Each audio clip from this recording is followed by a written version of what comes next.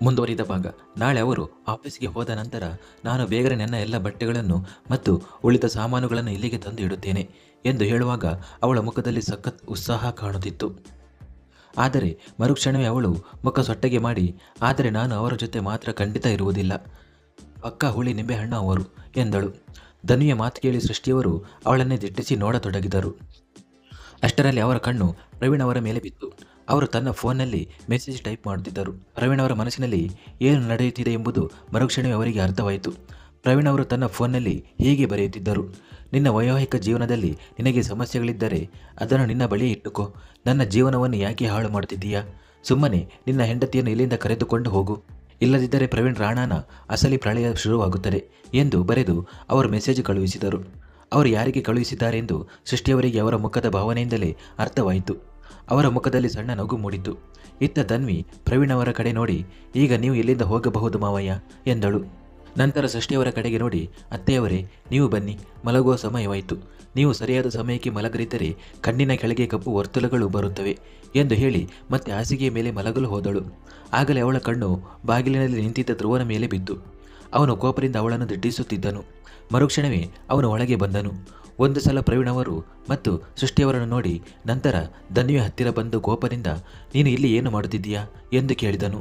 ಇಲ್ಲಿಯವರೆಗೆ ಬಾಯಿ ಬಡಬಡಿಸುತ್ತಿದ್ದ ಧನ್ವಿಗೆ ಧ್ರುವನನ್ನು ನೋಡಿದ ಕೂಡಲೇ ಮಾತು ಹೊರಡದಂತಾಯಿತು.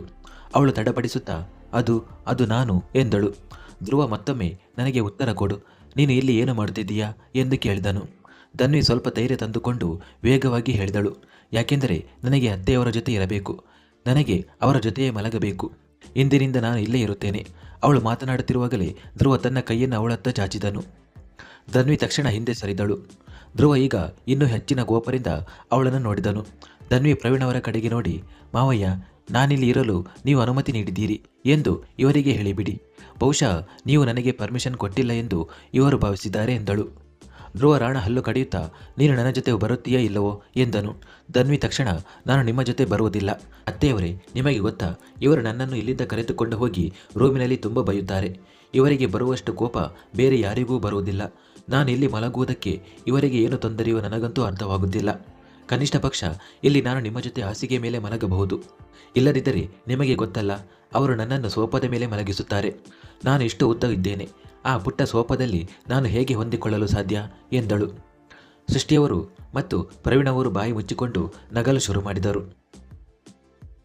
ಧ್ರುವ ಧನ್ವಿಯನ್ನು ತನ್ನತ್ತ ಎಳೆಯಲು ಪ್ರಯತ್ನಿಸುತ್ತಿದ್ದರೆ ಅವಳು ದೂರ ಓಡುತ್ತಿದ್ದಳು. ಇದನ್ನು ನೋಡಿದರೆ ಯಾವುದೋ ಮಗು ಶಾಲೆಗೆ ಹೋಗಲು ಹಠ ಮಾಡುತ್ತಿದ್ದರೆ ಪೋಷಕರು ಬಲವಂತವಾಗಿ ಕಳುಹಿಸುತ್ತಿರುವಂತೆ ಕಾಣುತ್ತಿತ್ತು. ಧ್ರುವ ತನ್ನ ಪೋಷಕರು ನಗುತ್ತಿರುವುದನ್ನು ನೋಡಿ ಇನ್ನೂ ಹೆಚ್ಚು ಕೋಪಗೊಂಡನು. ಅವನು ಮತ್ತೆ ಧನ್ವಿಯತ್ತ ತಿರುಗಿ ಅವಳನ್ನು ಬಲವಂತವಾಗಿ ಎಳೆಯಲು ಆರಂಭಿಸಿದನು. ಆಗ ಧನ್ವಿ ಇದ್ದಕ್ಕಿದ್ದಂತೆ, ನಾನು ಆ ನೈಟಿ ವಿಚಾರವನ್ನೇ ಮರೆತು ಬಿಟ್ಟೆ ಎಂದಳು. ಅವಳು ಇನ್ನೂ ಏನಾದರೂ ಹೇಳುವ ಮೊದಲೇ ಧ್ರುವ ಹಾಸಿಗೆಯ ಮೇಲೆ ಮೊಣಕಾಲು ಊರಿ ಕುಳಿತು ಅವಳ ಮೇಲೆ ವಾಲಿ ಅವಳ ಮುಖವನ್ನು ಒತ್ತಿ ಹಿಡಿದು ಕೋಪದಿಂದ, ಇನ್ನು ಒಂದು ಪದವನ್ನಾದರೂ ಆಡಿದರೆ ನಾನು ನಿಜವಾಗಿಯೂ ನಿನ್ನನ್ನು ಬಿಡುವುದಿಲ್ಲ ಎಂದನು. ಅವನ ಬೆದರಿಕೆಗೆ ಧನ್ವಿ ಸ್ತಬ್ಧಳಾದಳು. ಅವಳು ಧ್ರುವನನ್ನೇ ನೋಡುತ್ತಾ ನಿಂತಳು.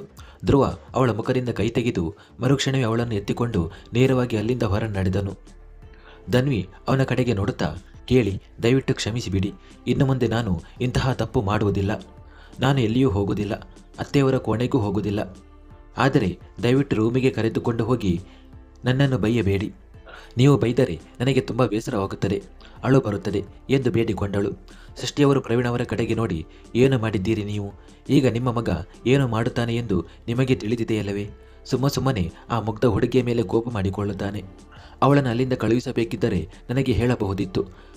ನಾವು ಬೇರೆ ಏನಾದರೂ ಮಾಡುತ್ತಿದ್ದೆ, ಆದರೆ ಧ್ರುವನನ್ನು ಕೆಳಗೆ ಕರೆಯುವ ಅಗತ್ಯವಿರಲಿಲ್ಲ ಎಂದರು. ಪ್ರವೀಣ್ ಅವರ ಮಾತನ್ನು ಮಧ್ಯದಲ್ಲಿ ತಡೆದು, ಯಾರಾದರೂ ನನ್ನ ರೊಮ್ಯಾನ್ಸ್ ಮಧ್ಯೆ ತಲೆ ಹಾಕಿದರೆ ನಾನು ಸುಮ್ಮನೆ ನೋಡುತ್ತಾ ಕೂರಬೇಕೇ? ಅವಳ ಗಂಡ ಅವಳನ್ನು ಸಂಭಾಳಿಸಲಿ, ನಾನು ನನ್ನ ಹೆಂಡತಿಯಿಂದ ಯಾಕೆ ದೂರ ಇರಲಿ ಎಂದು ಹೇಳುತ್ತಾ ಸೋಫಾದಿಂದ ಎದ್ದು ಸೃಷ್ಟಿಯವರ ಹತ್ತಿರ ಬಂದರು. ಅವರು ಸೃಷ್ಟಿಯವರ ಸೊಂಟದ ಮೇಲೆ ಕೈ ಹಾಕಿ ತನ್ನ ತೆಳೆದುಕೊಂಡರು. ಸೃಷ್ಟಿಯವರ ಧನ್ವಿಯ ಬಗ್ಗೆ ಚಿಂತಿಸುತ್ತಾ, ಅದೆಲ್ಲ ಸರಿ, ಆದರೆ ನನಗೆ ಅವಳ ಬಗ್ಗೆ ಆತಂಕವಾಗುತ್ತಿದೆ.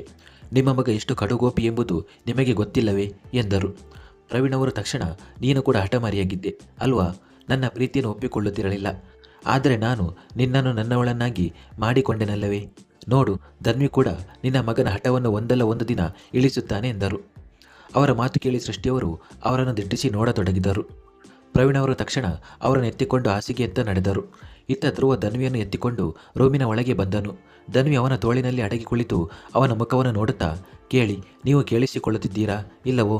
ನಾನು ನಿಮಗೆ ಏನು ಹೇಳುತ್ತಿದ್ದೇನೆ ಎಂದು ಹೇಳುತ್ತಿದ್ದಾಗಲೇ ಹಠಾತ್ತನೆ ಸುಮ್ಮನಾದಳು. ಅವಳು ನೋವಿನಿಂದ ಕಿರುಚಿದಳು, ಏಕೆಂದರೆ ಧ್ರುವ ಅವಳನ್ನು ನೇರವಾಗಿ ಹಾಸಿಗೆ ಮೇಲೆ ಎಸೆದಿದ್ದನು. ಇದರಿಂದ ಅವಳ ಸೊಂಟಕ್ಕೆ ಜೋರಾಗಿ ಪೆಟ್ಟು ಬಿತ್ತು. ಅವಳು ತಕ್ಷಣ, ಹೀಗೆ ಜೋರಾಗಿ ಎಸೆಯಬೇಕಿತ್ತೇ? ನನ್ನ ಸೊಂಟ ನೋಯುತ್ತಿದೆ ಎಂಬುದು ನಿಮಗೆ ಗೊತ್ತಿದೆಯೇ ಎಂದಳು. ಧ್ರುವ ಕೋಪದಿಂದ, ದೇವರಿಗೆ ಧನ್ಯವಾದ ಹೇಳು, ನಾನು ನಿನ್ನನ್ನು ಹಾಸಿಗೆ ಮೇಲೆ ಮಾತ್ರ ಎಸೆದಿದ್ದೇನೆ. ಇಲ್ಲದಿದ್ದರೆ ನೀನು ಮಾಡಿದ ಕೆಲಸಕ್ಕೆ ನಿನ್ನನ್ನು ಮನೆಯಿಂದಲೇ ಹೊರಗೆ ಎಸೆಯಲು ನನಗೆ 1 ನಿಮಿಷವೂ ಬೇಕಾಗುತ್ತಿರಲಿಲ್ಲ ಎಂದನು. ಧನ್ವಿ ತಕ್ಷಣ, ಆದರೆ ನಾನು ಏನು ಮಾಡಿದೆ? ನಾನೇನು ಮಾಡಿಲ್ಲ. ನೀವೇ ಹೇಳುತ್ತಿದ್ದೀರಲ್ಲವೇ, ನಾನು ಎಷ್ಟು ಬೇಕಾದರೂ ಮುಖ ಸೊಟ್ಟಗೆ ಮಾಡಿಕೊಳ್ಳಲಿ, ನಿಮಗೆ ನನ್ನ ಜೊತೆ ಇರಲು ಇಷ್ಟವಿಲ್ಲ ಎಂದು. ಅದಕ್ಕೆ ನಾನು ಬೇಸರಗೊಂಡು ಬೇರೆ ರೂಮಿಗೆ ಹೋಗಿದ್ದೆ. ಈಗ ನನ್ನನ್ನು ಸಮಾಧಾನಪಡಿಸಲು ನೀವು ಯಾಕೆ ಬಂದಿರಿ ಎಂದು ತನ್ನದೇ ರಾಗ ಹಾಡತೊಡಗಿದಳು. ಧ್ರುವ ತಕ್ಷಣ, ನಾನು ನಿನ್ನನ್ನು ಸಮಾಧಾನಪಡಿಸಲು ಯಾವಾಗ ಬಂದೆ ಎಂದನು. ಧನ್ವಿ ತುಸು ನಕ್ಕು, ಇರಲಿ ಬಿಡಿ, ನನಗೆ ಗೊತ್ತಾಗಿದೆ. ಈಗ ನೀವು ನಾನಿಲ್ಲದೆ ಇರಲು ಸಾಧ್ಯವಿಲ್ಲ ಅಲ್ಲವೇ? ಅದಕ್ಕೆ ನನ್ನನ್ನು ಹುಡುಕುತ್ತಾ ನೇರವಾಗಿ ಅತ್ತೆಯವರ ರೂಮಿಗೆ ಬಂದಿದ್ದೀರಿ ಎಂದಳು. ಧ್ರುವ ಕೋಪರಿಂದ, ಏನು ಅಂದೆ? ನಾನು ನೀನಿಲ್ಲದೆ ಇರಲು ಸಾಧ್ಯವಿಲ್ಲವೇ? ಧನ್ವಿ, ನೀನು ದಡ್ಡಿಯಾ? ನೀನು ಏನು ಕೆಲಸ ಮಾಡಿದೆ ಎಂಬುದು ನಿನಗೆ ಅರ್ಥವಾಗುತ್ತಿಲ್ಲವಾ? ನನ್ನ ಅಪ್ಪ ಅಮ್ಮನ ರೂಮಿನಲ್ಲಿ ಮಲಗಲು ನೀನು ಏಕೆ ಹೋದೆ? ನಿನ್ನ ರೂಮ್ ಇದು ಎಂದು ಕಿರುಚಿದನು. ಧನ್ವಿ ಮುಖ ತಿರುಗಿಸಿ, ಅದು ನನಗೂ ಗೊತ್ತು, ಆದರೆ ನೀವು ನನ್ನನ್ನು ಇಲ್ಲಿ ಇರಲು ಯಾವಾಗ ಬಿಟ್ಟಿದ್ದೀರಿ? ಯಾವಾಗ ನೋಡಿದರೂ ನಾನು ನಿಮ್ಮ ಜೊತೆ ಇರಬಾರದು, ನನ್ನ ಮುಖ ನೋಡಬಾರದು ಎಂದು ಹೇಳುತ್ತೀರಿ. ಸೋಫಾದ ಮೇಲೆ ಹೋಗಿ ಮಲಗು ಎನ್ನುತ್ತೀರಿ. ನಿಮಗೆ ನನ್ನ ಮೇಲೆ ಆಸಕ್ತಿಯೇ ಇಲ್ಲ, ಮೇಲೆ ಬೇರೆಯವರ ಬಗ್ಗೆ ಮಾತನಾಡುತ್ತೀರಿ ಎಂದು ಹೇಳುತ್ತಾ ಮುಖ ತಿರುಗಿಸಿಕೊಂಡಳು. ಅವಳ ಕಣ್ಣುಗಳಲ್ಲಿ ನೀರು ತುಂಬಿತ್ತು. ಅವಳ ಮಾತುಗಳನ್ನು ಕೇಳಿ ಧ್ರುವ ಅವಳನ್ನು ಆಳವಾಗಿ ನೋಡಿದನು. ಧನ್ವಿ ಏನನ್ನು ತಪ್ಪಾಗಿ ಭಾವಿಸಿದ್ದಾಳೆಂಬುದು ಅವನಿಗೆ ಅರ್ಥವಾಯಿತು. ಅವನು ತಕ್ಷಣ, ನೋಡು, ನನಗೆ ಬೇರೆಯವರ ಮೇಲೆ ಆಸಕ್ತಿ ಇದೆ ಎಂದಲ್ಲ, ನನಗೆ ಮದುವೆ ಮತ್ತು ಈ ವಿಷಯಗಳಲ್ಲಿ ಆಸಕ್ತಿ ಇಲ್ಲ. ಅದು ನೀನಾಗಿರಲಿ ಅಥವಾ ಬೇರೆ ಯಾರೇ ಆಗಿರಲಿ, ವಿಷಯ ಅಷ್ಟೇ, ಅರ್ಥವಾಯ್ತಾ? ಇನ್ನು ಮುಂದೆ ಏನಾದರೂ ನೀನು ಅಪ್ಪ ಅಮ್ಮನ ರೂಮಿಗೆ ಹೋದರೆ ಅದಕ್ಕೆ ದೊಡ್ಡ ಬೆಲೆ ತೆರಬೇಕಾಗುತ್ತದೆ ಎಂದು ಎಚ್ಚರಿಸಿದನು. ಧನ್ವಿ ಅಳುತ್ತಾ, ಸರಿ, ಹಾಗಾದರೆ ನಾನು ನಾಳೆ ನನ್ನ ಮನೆಗೆ ಹೊರಟು ಹೋಗುತ್ತೇನೆ ಎಂದಳು. ಧ್ರುವ ದಂಗಾದನು. ಅವನು ಕಣ್ಣುಗಳನ್ನು ದೊಡ್ಡದು ಮಾಡಿ ಧನ್ವಿಯನ್ನು ನೋಡಿ, ಏನು ಹೇಳಿದೆ? ನಾಳೆ ಎಲ್ಲಿಗೆ ಹೋಗುತ್ತೀಯ ನೀನು ಎಂದು ಕೇಳಿದನು. ಧನ್ವಿ ಆವೇಶದಲ್ಲಿ ಹೇಳಿಬಿಟ್ಟಿದ್ದಳು. ಆದರೆ ಈಗ ಆ ಮಾತನ್ನು ಪುನಃ ಹೇಳುವ ಧೈರ್ಯ ಅವಳಿಗೆ ಇರಲಿಲ್ಲ. ಧ್ರುವ ಕೋಪದಿಂದ, ಹೇಳು, ಈಗ ತಾನೇ ನೀನು ಏನು ಹೇಳಿದೆ ಎಂದು ಗದರಿಸಿದನು. ಧನ್ವಿ ತಕ್ಷಣ, ಅದು ಬಾಯಿ ತಪ್ಪಿ ಬಂದು ಬಿಟ್ಟಿತು. ನಾನು ಅದನ್ನು ಹೇಳಲು ಬಯಸಿರಲಿಲ್ಲ. ನಾನು ನಿಮ್ಮನ್ನು ಬಿಟ್ಟು ಎಲ್ಲಿಗೂ ಹೋಗೋದಿಲ್ಲ. ನಾನು ಯಾಕೆ ಹೋಗಲಿ? ನಾನು ನಿಮ್ಮ ಹೆಂಡತಿ, ನೀವು ನನ್ನ ಗಂಡ. ನಮ್ಮ ನಡುವೆ ಎಷ್ಟು ಜಗಳವಾದರೂ ನಾನು ಸಿಟ್ಟು ಮಾಡಿಕೊಂಡು ತವರಿಗೆ ಹೋಗುವಷ್ಟು ದಡ್ಡಿಯಲ್ಲ ಎಂದಳು. ಧ್ರುವ ಲೇವಡಿ ಮಾಡುವಂತೆ ನಕ್ಕು ಹೀಗೆಂದನು, ಅದು ನಿನಗೆ ಒಳ್ಳೆಯದು, ಯಾಕೆಂದರೆ ನೀನು ಹೋದರೂ ನನಗೆ ಏನೂ ವ್ಯತ್ಯಾಸವಾಗುವುದಿಲ್ಲ. ನಾನು ನಿನ್ನನ್ನು ಕರೆತರಲು ಬರುವುದಿಲ್ಲ ಮತ್ತು ಯಾರನ್ನೂ ಕಳುಹಿಸುವುದಿಲ್ಲ. ನಿನ್ನ ತವರ ಮನೆಯಲ್ಲೇ ಬಿದ್ದಿರು.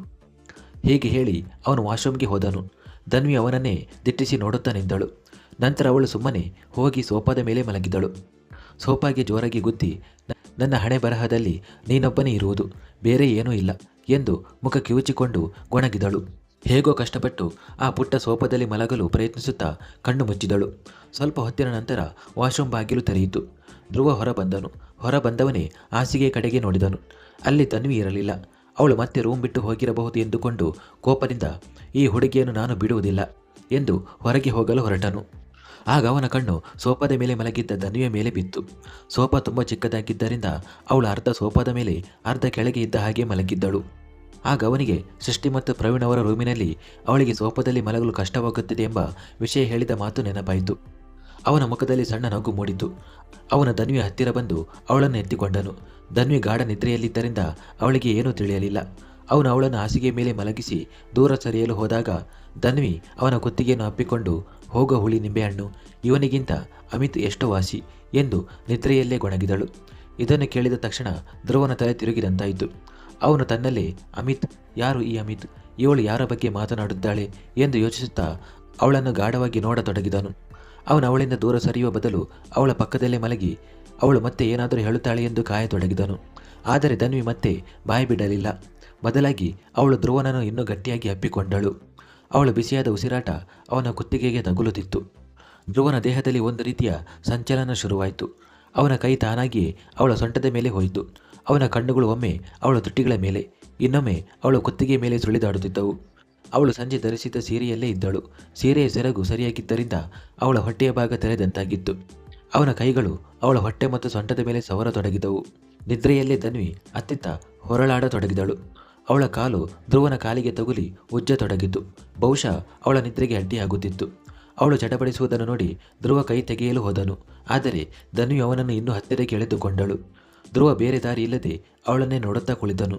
ಅವನು ಯಾವ ಲೋಕದಲ್ಲಿ ಕಳೆದು ಹೋದನೆಂದರೆ ತಿಳಿಯದೆಯೇ ಅವಳ ಕುತ್ತಿಗೆ ಮೇಲೆ ಮುತ್ತಿಕ್ಕಲು ಶುರು ಮಾಡಿದನು.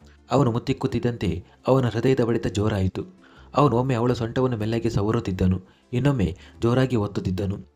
ಅವನು ಒತ್ತಿದಾಗ ಅವಳು ಅವನ ಎದೆಗೆ ಅಂಟಿಕೊಳ್ಳುತ್ತಿದ್ದಳು. ಅವನು ಮೆಲ್ಲಗೆ ಸವರಿದಾಗ ಅವಳು ನಿರಾಳವಾಗುತ್ತಿದ್ದಳು. ಅವಳು ಗಾಢ ನಿದ್ರೆಯಲ್ಲಿದ್ದರೂ ಧ್ರುವ ಮಾಡುತ್ತಿದ್ದ ಚೇಷ್ಟೆಯಿಂದ ಅವಳ ನಿದ್ರೆಗೆ ಭಂಗವಾಗುತ್ತಿತ್ತು. ಅವಳು ನಿದ್ರೆಯಲ್ಲಿಯೇ ಪಿಸುಗುಟ್ಟಿದಳು.